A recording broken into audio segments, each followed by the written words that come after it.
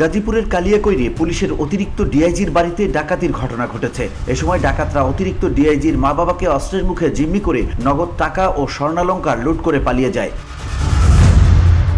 শুক্রবার ভোররাতে উপজেলার মধ্যপাড়া ইউনিয়নের ঠেকারবান্ধ এলাকায় ডাকাতির এই ঘটনা ঘটে। অতিরিক্ত ডিআইজি আবিদা সুলতানার বাবা নাজমুল আলম জানান, উপজেলার মধ্যপাড়া ইউনিয়নের ঠেঙ্গারবান্ধ এলাকায় তিনি ও তার স্ত্রী বসবাস করেন। তাদের মেয়ে আবিদা সুলতানা রেলওয়ে পুলিশের অতিরিক্ত ডিআইজি হিসেবে কর্মরত আছেন।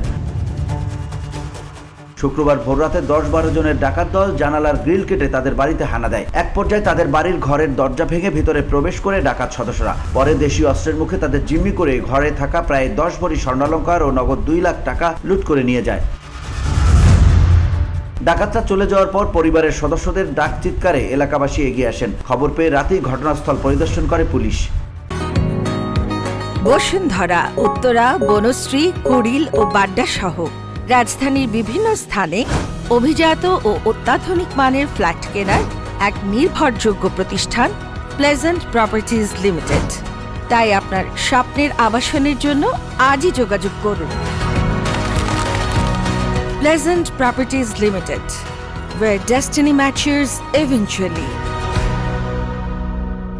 কালিয়াকৈর থানার ভারপ্রাপ্ত কর্মকর্তা ওসি রিয়াদ মাহমুদ জানান, ঠেঙ্গারবান্ধ এলাকায় একটি বাড়িতে ডাকাতির ঘটনা ঘটেছে। খবর পেয়ে রাতেই পুলিশ ঘটনাস্থল পরিদর্শন করে। এ ব্যাপারে আইনগত ব্যবস্থা নেওয়া হচ্ছে বলেও জানায় পুলিশ।